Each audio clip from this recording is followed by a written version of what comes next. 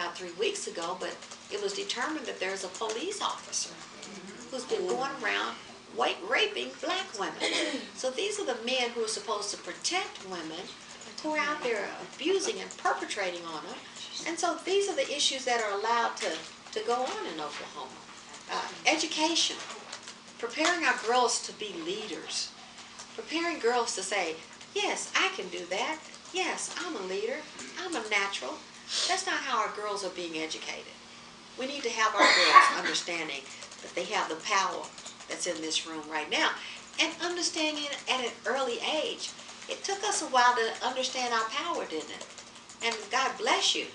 You're over 40 years old and you finally get it. I'm going to ask you to do something with it, okay? But the last one, and I've done legislation on before, is teen dating violence. For girls to know at earlier ages what's acceptable in a relationship and what's not. When girls see their mothers being beat on a regular basis, they think that's okay. That's not okay. When boys see it happening, they think it's okay to go and do it. So in dating situations, girls are experiencing abuse, but they don't know the difference. We advocated for a law that said schools had to provide curriculums in teen dating violence.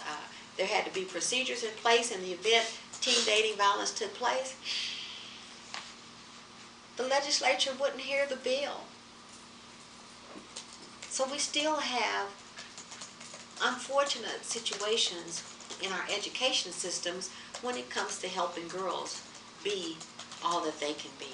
So these are the issues and circumstances that I don't think are okay with the people in this room. Yes? And we just lost our superintendent. It's been all over the newspaper. Mm-hmm. Because she had the girls bend over. She was doing it because there's a calling for women for parents to step up and to teach their daughters not to dress inappropriately. Uh-huh. But she had them bend over because they were called, it wasn't a whore, shank or something.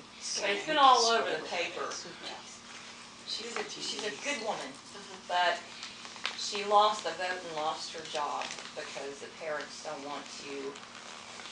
they didn't want the children to be hurt by this. But yet, if you walk around the malls or if you go to the schools, you see the shorts that are just right below their little hiney and the tops. And yet, yes, we have sexual problems with these teenagers, but the parents have got to step up. Yes. You know? Well, and we are the parents. I know. Uh-huh. Thank God I didn't have a girl. Well, I've got two, and I'm still dealing with it. And I do. I've got a 25-year-old and she just turned 26, and a 23-year-old.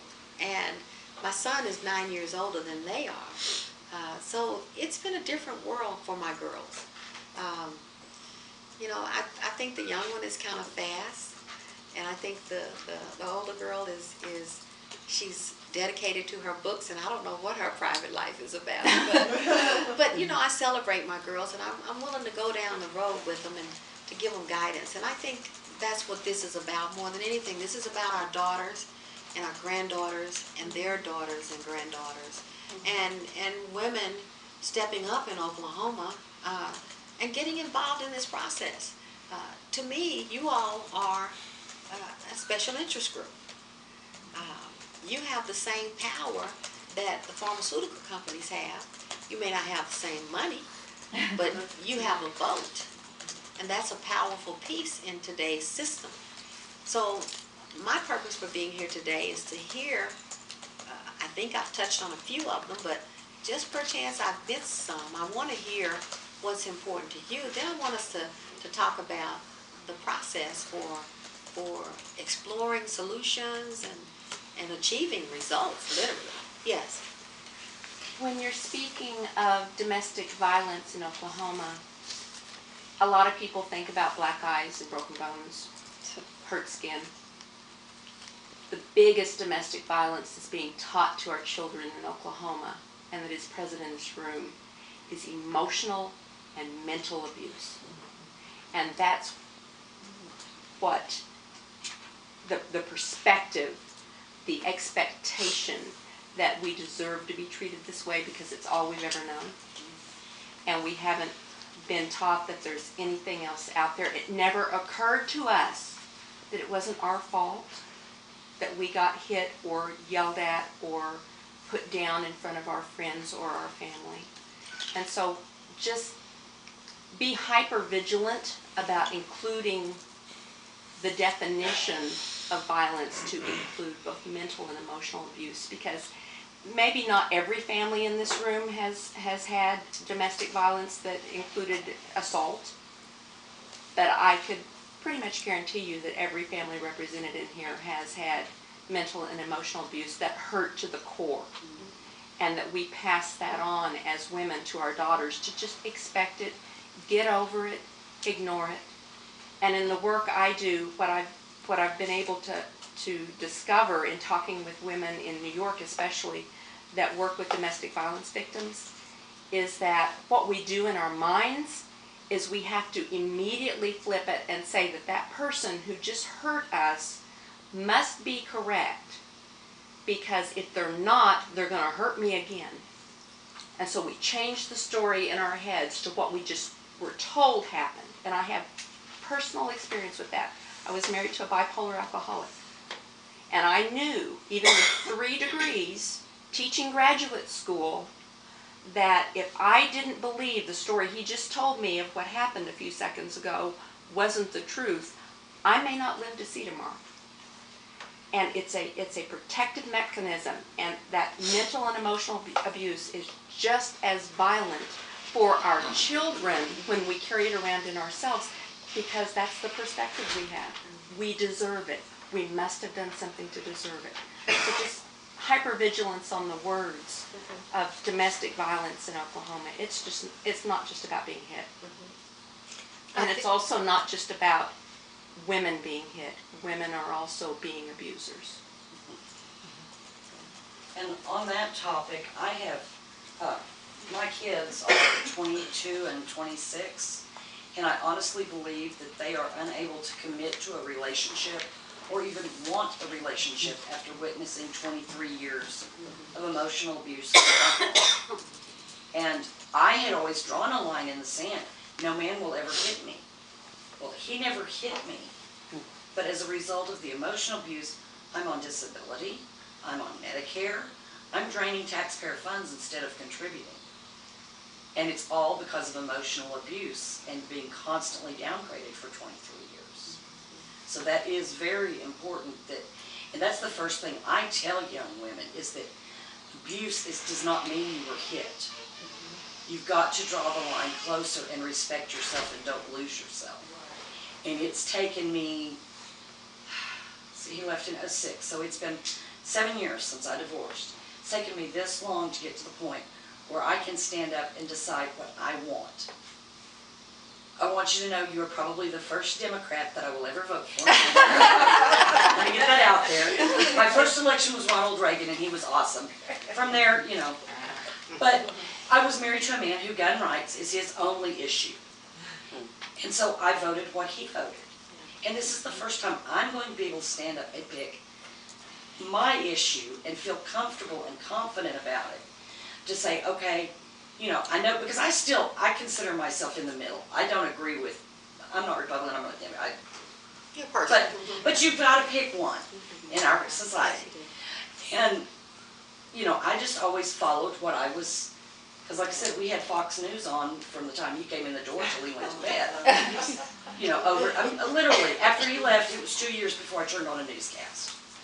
You know, so these things, but the emotional abuse does affect it. But I do have one question. What can we do, since we don't have the money, you know, or especially someone like me, I do not have the money to try to change policy. How do we advocate? What do we demonstrate? Do we write letters? Do we send phone calls? What are the steps that we can actually take to help change these things in this state, which, as you said, is a laughingstock across the country in a lot of things? Gotcha. And I'm so glad you shared that, because I think we were having a conversation on the way up about, and I'm not trying to disparage anybody, but why is it that women allow their husbands to tell them how to vote. And I'm saying, there's no way they can know how you voted in the ballot booth, because there's no way for them to know. But women have been taught to believe that their husbands will know if they voted differently from what they told them to do. And that has just amazed me from the moment I found it out. And so I'm glad to hear that you've got autonomy now. Well, it's not only that, it's that they get in your head so deeply Yeah, that you lose your own thought process. I understand. It's not that, he would never have told me, you go in there and vote for this person. But he would sit there and discuss the issues, but they were his issues. Yeah. He wouldn't even look at the other issues. And he would convince me that what he was thinking was correct. Mhm. I literally could not pick out a restaurant to know where to go to eat when he left, because he had taken away my ability to make decisions. Now, I was a salutatorian of a high school class, have a degree from Phillips in Business Administration, was an honor graduate. I'm not a stupid person. But he was able, over 23, it took time, but over time he was able to just gradually delete my ability to make choices for myself. So it's, like I said, it's not that they are telling you, the wives, don't vote this way, vote this way. They just have a way They're of conditioning you. Yes, conditioning. And I do want to respond to the other part of your question later on about how do you advocate. Okay. But I would like, because I think that's an issue that's real for women in marriages. Now, some marriages are very good. There's respect and balance and give and take. You know, and I'll be honest with you. I'll be transparent with you. I was in a similar relationship for 26 years. And I wouldn't be where I am today had I stayed in it. So maybe Dr. Parks can illuminate this situation for us. So. Yeah, let me put a disclaimer here. I'm actually not treating anybody here.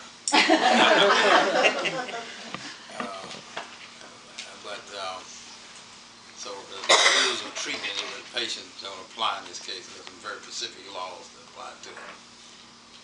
But I'm excited, and thank you all for allowing me to come. I wouldn't be anywhere else tonight other than right here.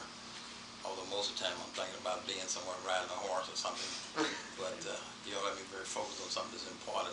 And that's how to help humans become better humans.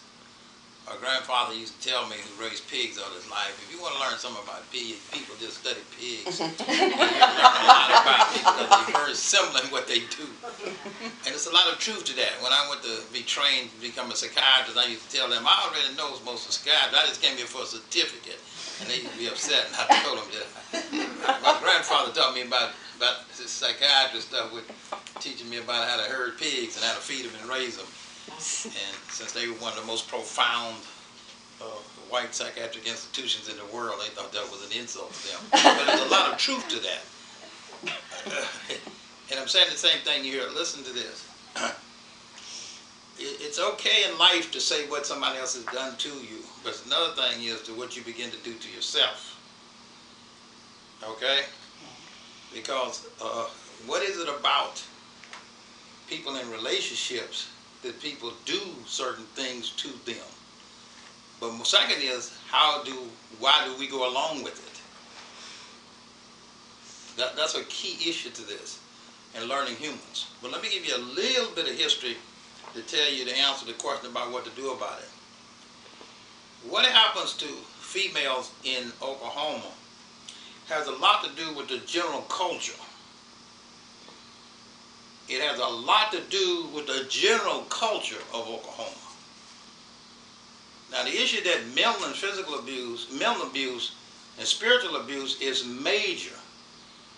And you make a very excellent point. The physical abuse that happens to people is small compared to the mental abuse that goes on, because the emotional and mental abuse have to take place first because the physical abuse can't take place unless the mental abuse has taken place first. Do you follow what I'm saying to you? See, people, I don't care who you are, if you deal with someone, an example is, if you're dealing with pigs and those pigs don't accept what you're doing to them. You kick them enough, but you got to condition those pigs before you can do certain things with them. The reason why pigs will go a certain way and be hurt is because you do certain things with them. If you do some other things to them, they're not going to cooperate. In other words, I'm not blaming the victim. But listen, ladies, no human, male or female, can abuse you unless you go along with it. You're the power, you're the control.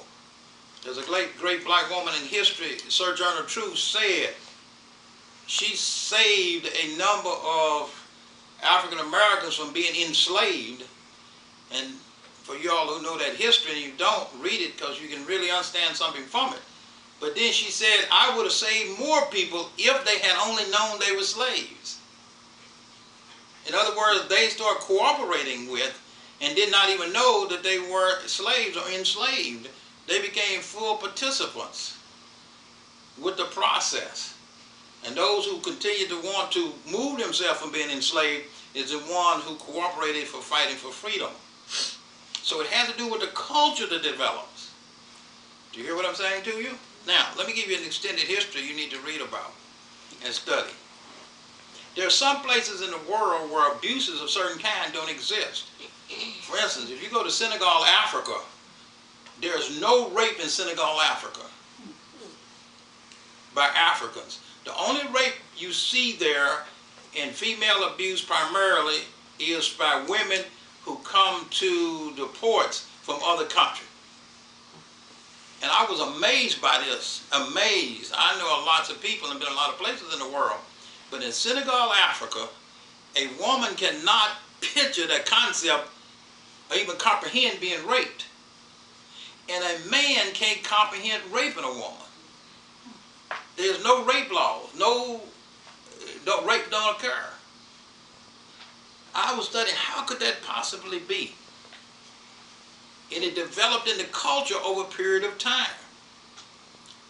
I've been to other places in Africa in particular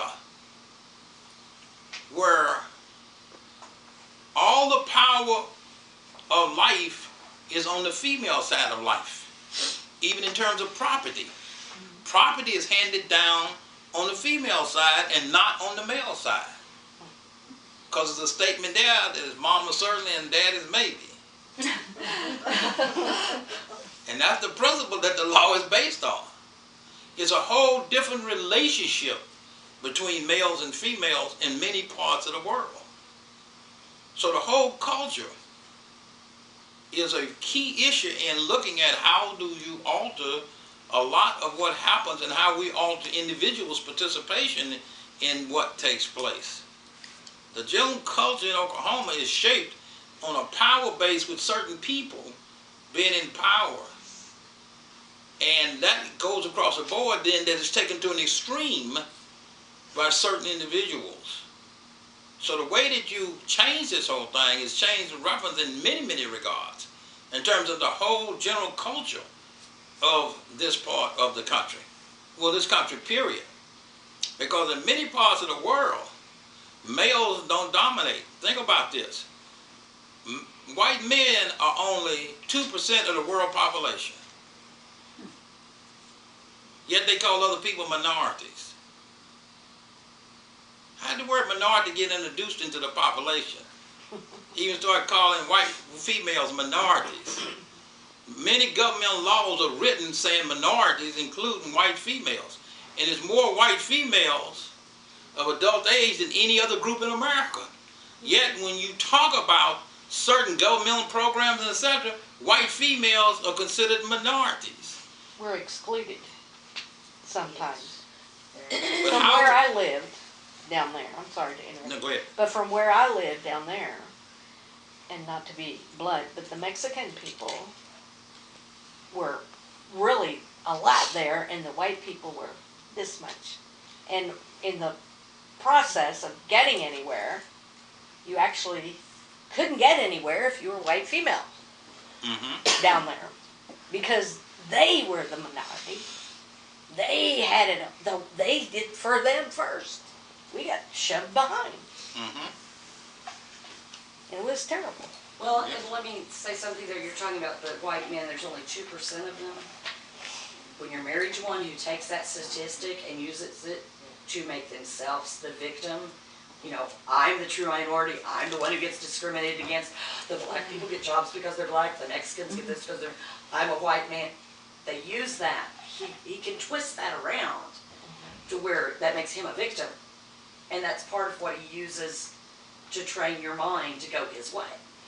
So, I mean, it may be true that they're minority, but they use it in a different way to give them strength.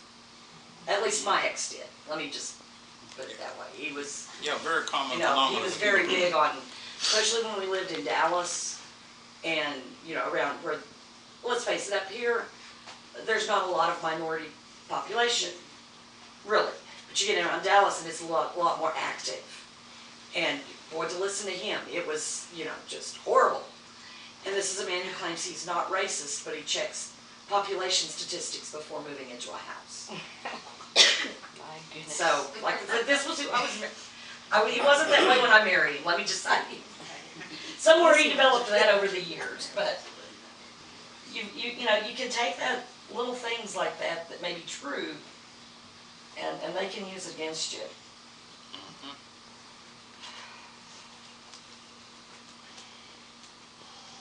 Sometimes we don't see them until we marry to them for 20 Yes, years. this is true.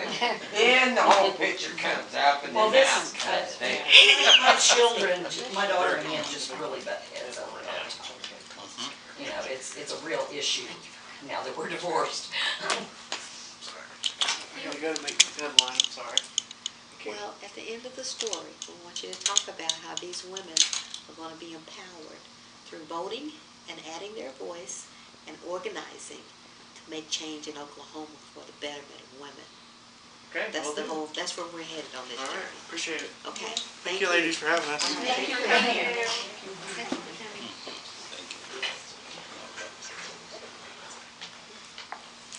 And so, and I'm not sure of our time She frame. started to, I'm sorry. She had a question. Okay, Part of it is that as women, we don't have the capital, the ability to stand on our own 2 feet financially. Yeah. And because we have, and part of that is the conditioning too. We expect to be paid less. I mean, it's the way it always has been. And the ability for the white males have so much of the capital and own so much that keeps the rest of us down. Because we don't stand up and say, we need to be treated fairly, we need to be paid fairly, we need to be treated fairly. And they keep us separated instead of allowing us to group together.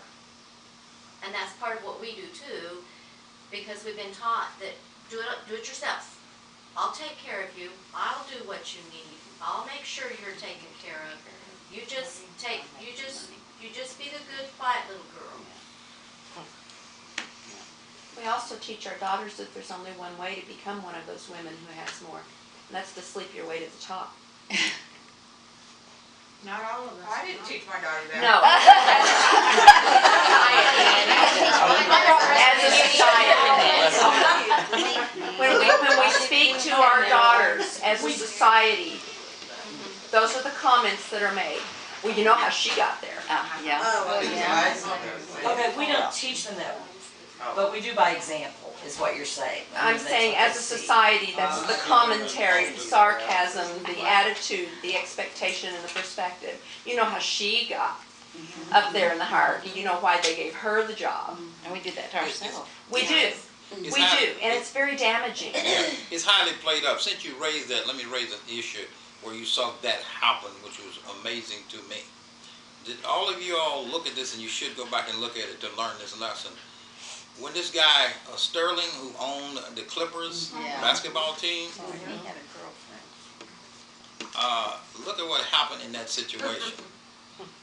This young lady, who actually in her birth, I'm gonna make a point of this, was the birth product of a black and a Mexican rape situation. she had a real issue with her sense of identity, self-esteem, and a whole lot of things all of her life. She goes to a Super Bowl, and Sterling, who is 60 years older than her, sees her. And he then hires her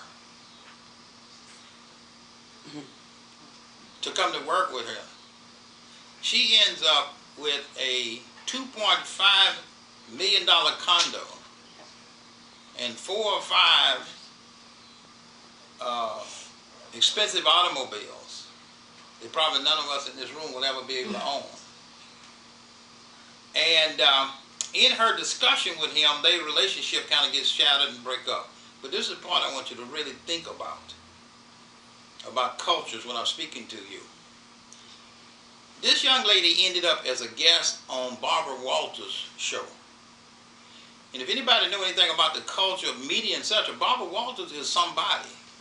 She is the thing. You have to be really somebody to be interviewed by Barbara Walters. And if you're interviewed by Barbara Walters, even the President of the United States, that position shuffles about, well, Barbara Walters interviewed me.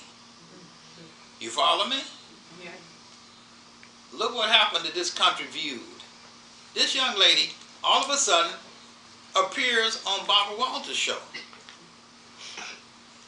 And her title was an administrative assistant. That's my title. Like your car. Where's your $2.5 million